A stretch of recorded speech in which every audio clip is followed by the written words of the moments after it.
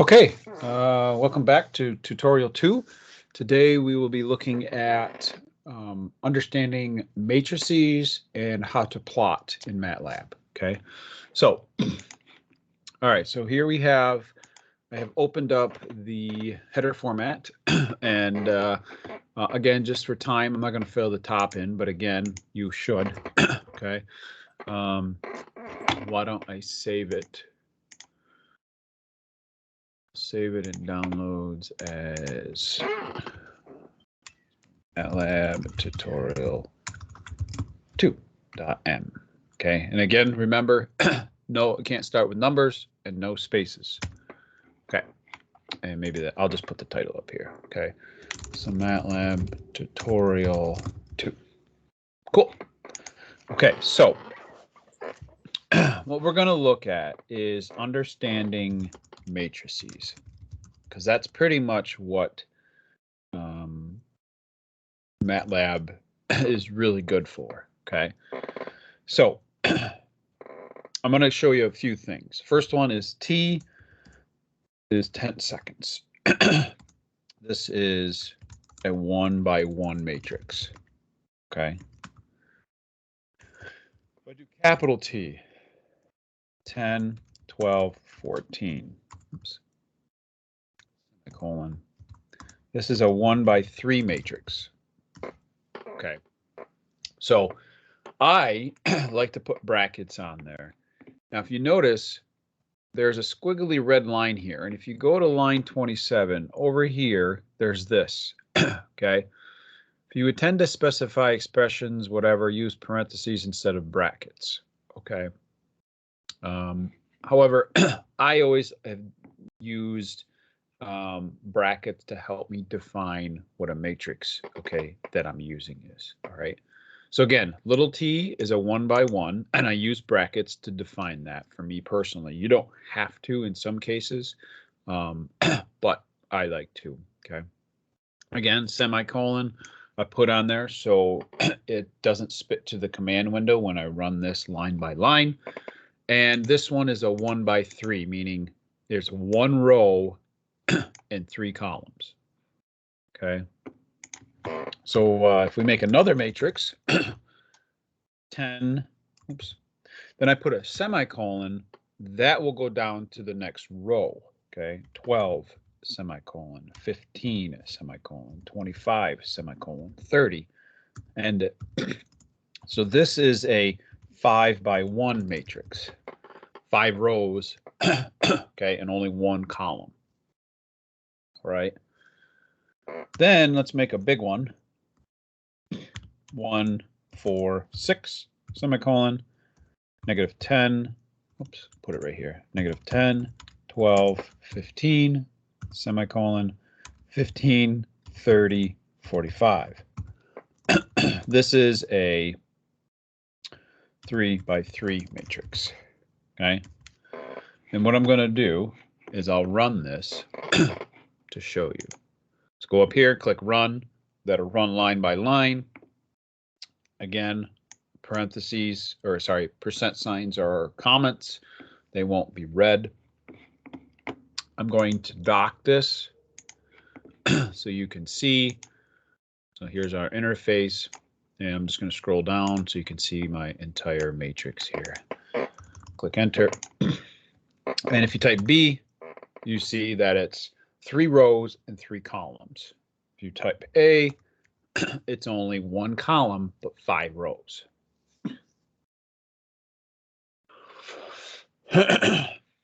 Okay. Sometimes you want to see when you're making it, like how big the matrix is. So if you define a new variable and you say size of big T, and I'm going to run this. Okay, so in your script, I ran it. It's telling me that it's a 1x3 matrix. Okay, so sometimes using this size command, you'll see when we do for loops later on that you can use that so you don't have to hardwire numbers in. Very effective. Okay. Okay. Just some other things that you can look at. I'll put a semicolon here. I'm going to run it again. Okay. Now, if I want to look at, say, the first, actually, let's do 3. Okay. So here is A. All right. And I'm looking at the third row, which is 15. You can type in A parenthesis 3 and you can grab that 15. Okay. Well, if we look at B and say we want 2, 3, well, that is your second row, third column, which is 15. Okay. So this indicates rows and this indicates columns. Okay. So we're down here at 15. Cool. All right. Well, what happens if you want to look at the first row? Well, you can just say B, and then you're going to do 1, colon. Okay. This will give me the entire first row of B. Pretty cool. Say I wanted the first column of B. We do B, colon, 1. That will grab the columns, which is up here, 1, -10, 15. Okay. Cool. All right. Awesome. So give you a little bit of background of matrices, matrix, how Matlab codes it and understands it. Now, if you type CLC, that'll clear the command window. Let's go back up to the script. And kind of more important now is looking at the colon operator. So I'm going to CLC, I'm going to clear everything. Okay. So it's running down the code, but it's going to get to line 36 and 37. It's going to wipe everything clear. So I can redefine my lowercase t. And what I'm going to do is I'm going to say 0, 1, 2, 3, 4, 5, 6, 7, 8, 9, and 10. Okay. Also define a new variable that's much easier from 0 by 1 to 10. Okay, and I'm going to run this. They're going to give me the same exact matrix. Okay. So T and T of new are the same matrix. So if you ever want to go by, in this case, 1s, then you type 1. If you want to go by 2s, you type 2. 3s, 3s. Okay. So this is much more efficient and less time consuming than typing all of this out. Okay. Now you could also do this. You could say, can assign limits. So T naught is 0, TF is 10, and DT is 1. And then your time matrix, let's call it T1, doesn't matter, is going to be T naught by DT by to TF. And then you run it, T1 is now that. This is more appropriate for programming because all you have to do now is what I like to do is I do this anywhere I make a code and I want to just change certain parameters. I put lines like this between them.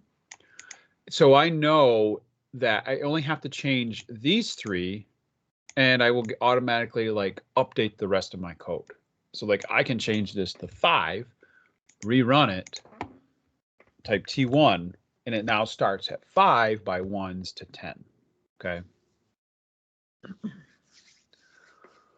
Cool. Very, very powerful matrix understanding. You need to understand how that works. This is really the fundamentals of Matlab, okay? And the matrix, okay? Dun, dun, dun. Okay, now let's look at plotting.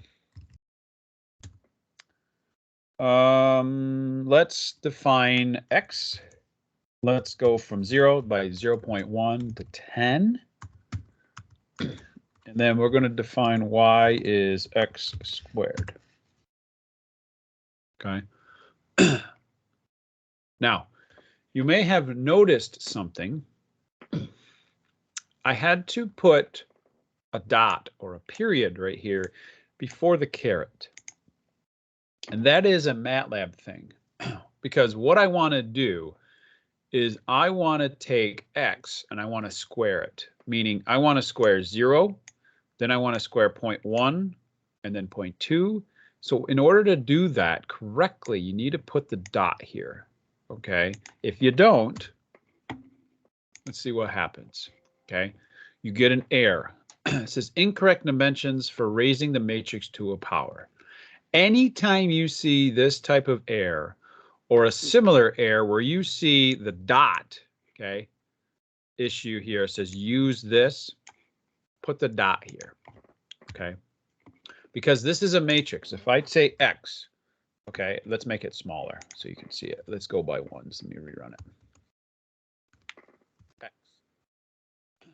Okay, so we're trying to square this. So I want to square 0 and 0, and then 1 and 1, 2 and 2, 3 and 3, and so forth. Okay.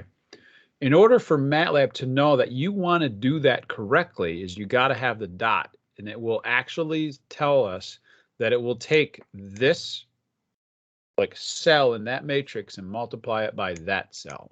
Okay. So that's very, very important, is these dots or these dot operators. Okay. Even if you do this, okay, you'll get an error too.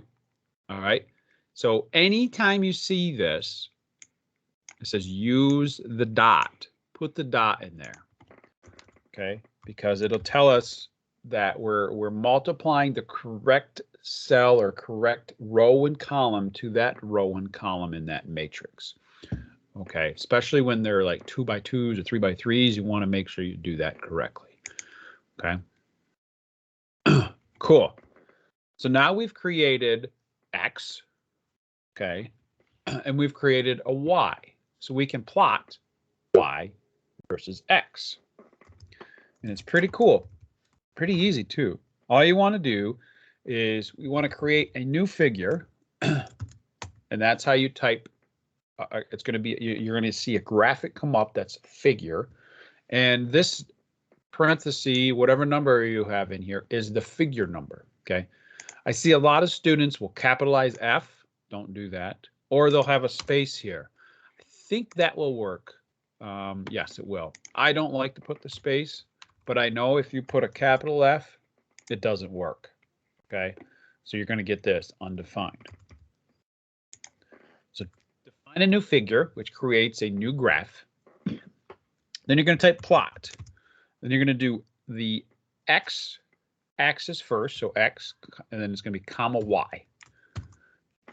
Okay.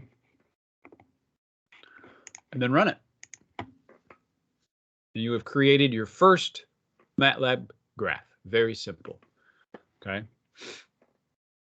Now, a few things that we need to continue doing, because this graph is incorrect, right? Because you need to have labels, you need to have a title, and there's some cool things that you can do to make it better. Okay. So what I like to do is, if you notice, let's change this by 2s.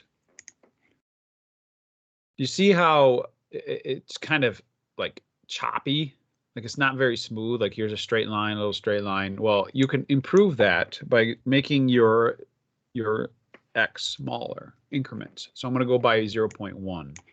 So run it. Now you should have a nice kind of smooth line. Okay, so very effective when you do that. I like to put grid on. So you type grid space on, run it again, and that will put grids on your graph. I like that. It helps me visualize where I'm looking at. Okay. Now we can label it, X label, X meters, Y label, Y meters. And let's do a title. Y versus X. Okay. So this is how you label a graph, and then run it again. And then boom, you have labels and you have a title. Now, this title is very plain, but anytime you have a specific problem, you want to make sure your title is specific. So Y versus X for maybe a car, I don't know, something like that. Okay. All right. Cool. All right. Now, few things that you can keep doing. You can change the line style. You can change the markers. You can change the colors and so forth. Okay. I'll just do a few things. So go back up to your plot command. And after the Y, type comma and do single quote. And let's do dash dash. Okay. And then run it. That will change the graph, this line, to a dotted line, kind of like a dashed line. Okay. Now, say we wanted what we had, which was a solid line, and we say we want it black, which is K, instead of blue. Okay. So K is black. R is red. Okay. Okay. You can also change the line width. You're going to do comma after that and type line width, comma 2. And that'll change it to be a little thicker. Look at that. It's making it look better. Okay. Now, let's see if I can find this. If you go up to, there's a help command. Up here to the top right, the question mark with the circle.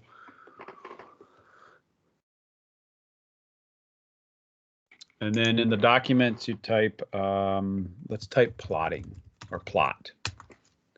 See if it'll suggest some things. It's two graph. These help commands are really, really good. Okay. Create line plot. Let's see right here. Specify. So here is some examples. I know there's another one that I'll look for here in a minute. Like G is green. You can make circles, which I'll show you here in a second. Stars, which I haven't showed you for input arguments. Okay. So if I go back to the script here, oops, where is it here? Right here. Okay. Instead of making a line, you can make a star. So each dot will be a star. Okay. And if you make the graph bigger, you should be able to see it better. Click on the little cursor over here in the top right where it says zoom in, and you can zoom right in here. Okay. Looks like it made a circle. I don't know why. Must be because the dots are too small. Oh, let's change this. Take that right out. So I think you have to do marker size for that. There you go. There, now you can see that they're stars. Okay. If you make, you can make them O's. That's cool. You can make them diamonds. Okay. It's kind of cool. And again, we're only just going to scratch the surface because there's a ton of stuff that you can modify and make the graph better. Okay. Squares. So if you go to the help section and type in, like, I think you can change marker size to, let's say 20. I don't know. It might be really huge, but that's fine. Yeah, look at that. So you can change the size of the marker. Look, I don't know why you would want something that big, but that's cool. Okay, click home. It'll zoom back out. Cool. All right. Well, some other things you can do is you can format the limits. So you're only looking at a certain size, certain section of the graph. So you're going to say xlim parenthesis, brackets, close parenthesis, y lim, parenthesis, brackets, okay? So if you go, say you want to go from 2 to 4, and then y is going to go from 10 to 30, and then run it. So now we've moved the graph axes, sorry, so they're in a certain section of the graph. Now you can't really see much here, but I just wanted to show you an example. Okay. Cool. All right. Now, what I'm going to do is I'm going to copy my code here that I've been looking at and make something pretty cool, and I'll go through it. And again, you can, this is in the matrices and stuff. So I'm going to close the graph that I've been making. I made a new figure. I called it figure 3. I'm plotting, again, X, Y. Now I'm plotting the line black. The line width is 2. I'll put grid on again. Now my labels, same thing, X and Y. However, I can change the font size, the font weight, and the font name. Okay, and I basically copy and paste it to the Y. So font size, font weight, font name is pretty cool. And again, if you go to the help, you can find all of this information out. Okay, so run it and look. I forgot the title, but that's okay. But I like it. I use Times Roman all the time. I bold things. I make it bigger. It's easier to see. Much more professional when you hand these graphs in when you do your homework. Okay. Now you can also format the axis. Okay. So here I'm setting GCA, which is get current axes. Sorry. I'm changing the font size, the font weight, and whatever names I have on there. Okay, so if I run it again, these numbers now are modified to that font style and stuff. Okay, that's even better now, right? Much more professional. It's much easier. If I don't close it and I run it, you'll see a huge difference in professionalism. Okay. Let me see if I can move. Let me comment these. So if you ever want to not run a part of a code, you can hit Control R, which will comment those out. And again, Matlab will not run those lines. So if I run it again, I'll put this over here and this over here. Okay. For me, this one is much easier to read than this one. Okay, it's got less numbers. The numbers are bigger. They're bold. For me, it's much easier, more professional. Okay. Okay. Cool. Now we got 2 things left: plotting more than one line on a graph in subplots. So let's go ahead and do that. So I'm going to say close all, and I'm going to clear everything. Now that's just for me. If you're going to do a new homework, I'd probably create a new script and start coding. Okay. All right. We're going to make basically a sine and cosine wave. 0 by 1 by to 360. Okay. Y sine equals sine d theta. And y cosine is cosine d of theta. Now, we will, and then I don't know when, but there will be a tutorial on some built-in functions that Matlab has, like sine and cosine. Okay, so don't worry about that. We'll get to that. However, here is my angle. Okay, I like to put this. It's going to start from 0, go to 360 degrees. And these are in degrees, so I can put that. So when you do sine and cosine, if you have your angle in degrees, you got to put D here for degrees. If you want to do it in radians, then you just take the D off. Okay. So we've created now a sine and a cosine. Let's go ahead and let's rename it figure 5. Plot theta versus y sine. And then we're going to hold on to the graph and we're going to plot theta y cosine. And let's make this black and let's make this one red. Okay. So when you are doing this, okay, if you want to add another line or any other lines, all you have to do is put one hold on. Okay. So it'll hold on to the graph and it'll draw the next line.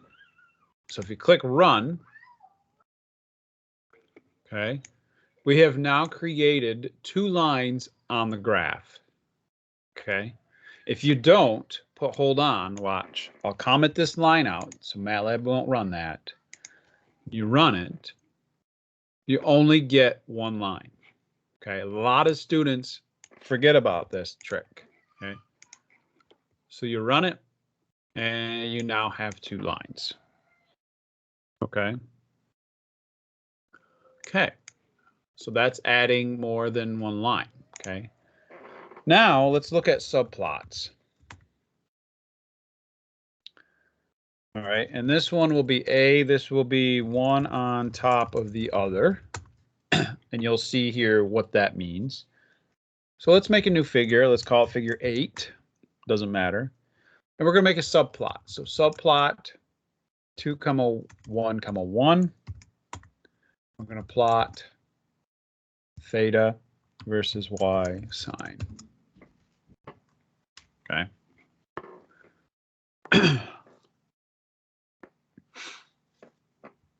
So when I type subplot, this is Matlab's function code.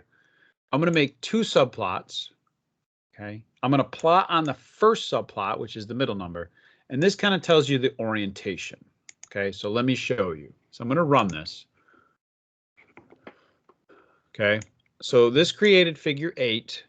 And we created a first subplot, which is going to be on the top. Okay. And we plotted on the first one. So now we want to add the bottom one. You just say subplot 1, 2. Sorry, I think I messed that up. Okay. Plot theta, y underscore cosine, and we'll make this red. So let me run this. Sorry, the middle number was the orientation. Okay, and I can change that for you. So again, subplot, we're making 2 subplots, which is the first number here. Okay. This middle number, correction, is the orientation, and I'll show you what happens when you change that. And then the last one is which one you're plotting on. Okay, so if I go to here, the first one is up at the top and the second one is at the bottom. Okay. Now, if I don't want them like on top of each other, okay, I'm going to copy and paste this. I'm going to call this B, and let's do side by side. So you're going to change this to 2, 2, and let's make this a new figure so you can look at it. So all I did was I copied and pasted, and I changed this number to 2. And you'll see the difference. Okay. So now that created 2 that are side by side. Okay. Now it's kind of cool if you type 1, 3, 2, 4, and you run it. Okay. You have now created side by side ones. Okay. All right. Instead of on top of each other. Okay. Where before, where I just had 1, 2, it did smaller ones in quadrants. Okay. Cool. Typically, I use these types of subplots. All right. Up and down. It's much easier, especially when you're doing dynamics, when you have acceleration, velocity, and position. So you'd have basically 3 subplots. So it would be subplot 3, 1, 1, and then so forth. Okay.